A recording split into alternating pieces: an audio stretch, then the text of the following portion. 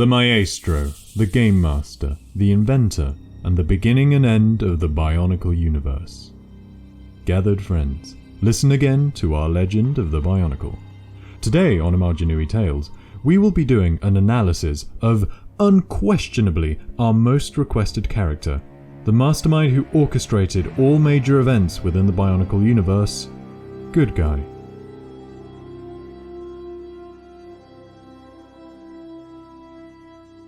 Good Guy was a mysterious figure within the story of Bionicle.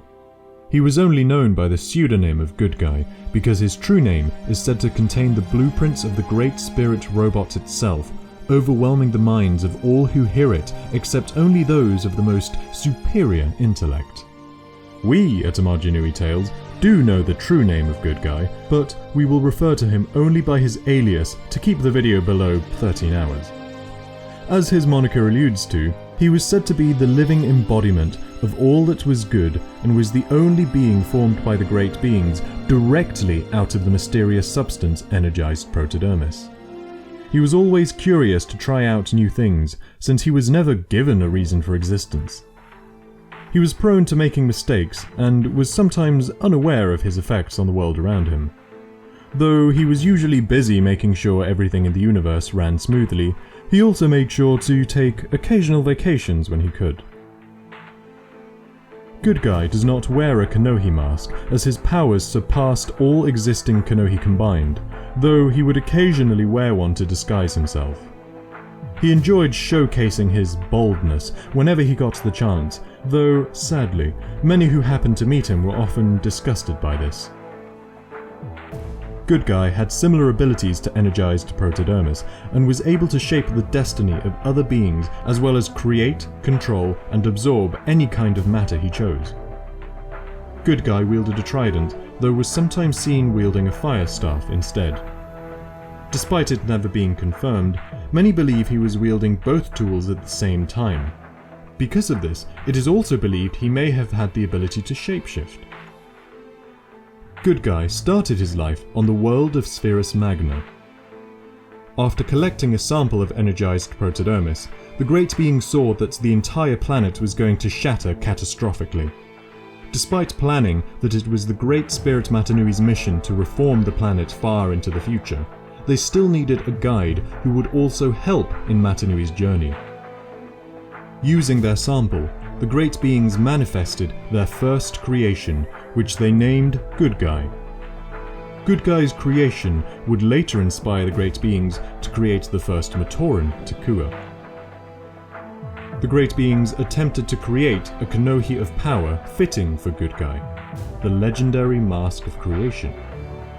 However, when Good Guy attempted to wear it, the mask was too heavy for the little guy and he kept falling over. He therefore quickly discarded the mask, leaving the two recently created brothers, Artaka and Karzachni, to duel for the mask. When the Matoran universe was completed, Good Guy entered the Great Spirit robot and was sent away before the planet of Spherus Magna shattered. During the early years of the Matoran universe, Good Guy had a phase of being obsessed with Kanohi, as his previous one didn't go so well. He tried on numerous masks, but quickly switched to others as none of them really seemed to fit him. On the city island of Amaja-Nui, he accidentally bumped into a Tamatoran whilst he was in a hurry to go fishing in Gar-Metru. Good Guy dropped his blue Pakari and quickly grabbed the closest mask he could find and ran off. That Tamatoran was none other than Takua. At some later point, he came across the Kanohi Ignika, the legendary Mask of Life, and attempted to wear it. But the mask began speaking to him, complaining about how nobody wanted to wear it. Good Guy, touched by this, soon became best friends with the Mask of Life, sharing their problems of not fitting in with the rest of the world. Though the Mask of Life could not leave its chamber, its new best friend sometimes visited it to tell stories about the outside world. After coming to terms with the fact that no mask fitted him, Good Guy's obsession over wearing masks came to an end, and he instead designed masks that fit the style of others. This was when Good Guy began his career as a fashion designer. In a moment of inspiration, Good Guy thought of a creation so clever that it would reveal the baldness of any who used it, that being his design for the legendary mask of time, the Kanohi-Vahi. Good Guy, however, did not possess the skills himself to create such a mask, and so he implanted the thought into the mind of Akama, who would later craft and use the Kanohi-Vahi to defeat Makuta Pterodax along with the other Toametru. But his history with the Toametru didn't stop there. No siree, Good Guy influenced the Order of Mata-Nui, who influenced Mata-Nui himself, who influenced Pterodax, who influenced Likan to choose the right Toametru, thus shaping their destinies forever. Magnificent. Though Good Guy hoped for an audience in the Colosseum to see his amazing creation for the propagation of baldness, he realized they'd all fallen asleep for some reason. In frustration, he quit his job. Turning his sights away from Metronui and fashion, he had the grand idea to start a space program. See, he created a unique being called Axon in the early years of the Matoran universe, who became his assistant and comrade. Good Guy had Axon infiltrate the Order of Mata-Nui to steal resources and parts for his rocket. He hoped to bring his best friend, the Kanohi-Ignika, to finally see the outside world by placing rocket boosters under the chamber. As the preparations were finalized, the Great Cataclysm struck just then, causing the rocket boosters to fire early and launching Voyanui straight through the Great Spirit's robot and onto Aquamagna. The resulting immense force of the blast and his light weight launched him directly into the red star above. When he arrived there, Good Guy was shocked to find that it was malfunctioning. He offered his services to the Tower of Energy, Variki, who of course happened to be there, and who happily accepted the collaboration deal and became a mechanic for him. When the first mechanism was partially repaired, Good Guy started testing it out, flipping switches and turning dials, when a surge of energy jolted through the machinery and lanced out like lightning from the station towards Aquamagna. Unbeknownst to Good Guy, who just shrugged it off as a malfunction, the energy would be the catalyst for the transformation of the Toa Inika. Not long after, Good Guy sensed a psychic presence, his old friend, the Kanohi-Ignika. It had been sending out telepathic messages in attempts to contact him, so Good Guy ventured back down to Aquamagna to investigate. He was surprised to find the Mask of Life underwater in the depths of the pit. He headed to the city of Marinui, disguised as a Matoran, and saw what the Baraki had done. Thinking that the Matoran would arm themselves, he opened a Kordak blaster shop, where he also sold other weapons. When he realized that it wasn't a profitable business, he began selling the weapons at a sale price. The Toa Mari later came across his shop, and Good Guy happily offered discount, even making a buy one get one free deal with Kongu. Sensing that Mata-Nui was dying, Good Guy reached out to the Mask of Life, which was already cracking and leaking energy.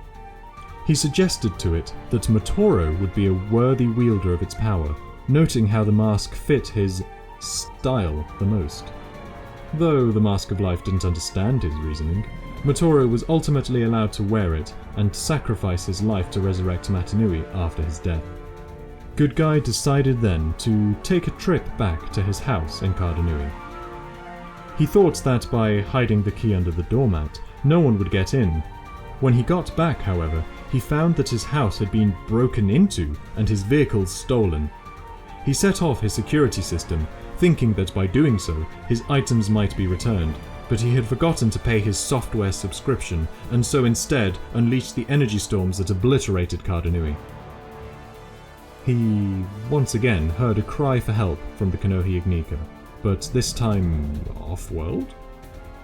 Venturing to the planet of Baramagna using some spare parts from his old rocket boosters, he found himself crash-landing in the Black Spike Mountains and escorted by the Skrull, thinking him to be a strange, helmetless Agori. They brought him before their chief, the mighty Tuma, when Good Guy suddenly challenged him to a weightlifting competition in exchange for information on the history of Thornax fruit, which he found appetizing. Tuma arrogantly accepted and swiftly lost. Yet, The injury caused by his ego lifting ultimately gave Amaja-Nui the decisive edge in his later duel with Tuma. Meanwhile, Good Guy developed a love for the best unripened Thornax fruit. When Makuta Pterodax eventually arrived to conquer Barra Magna, Good Guy took up a spot to just sit and watch the battle. Unbeknownst to him, the smell he had accrued from eating so many Thornax fruit drove away every being within 100 miles of him, including the Rakshi that had the last piece of the golden armor, inadvertently herding them towards Takanuva, who was subsequently able to claim it and thus empower Tahu to defeat the Horde. Though Tahu and the others were of the belief that the golden armor had given him new powers to defeat Makuta, it was actually the strong smell of Thornax flatulence and Good Guy's baldness glistening in the sun that disgusted Makuta Pterodax just long enough for the Great Spirit Amaja-Nui to defeat him. With balance and order restored to the universe, Good Guy settled down on Spherus Magna once again, making it his home. Oh, and if you happen to find his salt lamp, he would really like to have it back. Apparently it's something called the Nui Stone? If you'd like to see more tales, check out our channel and our videos. Thank you so much for watching. This is the way of the Bionicle.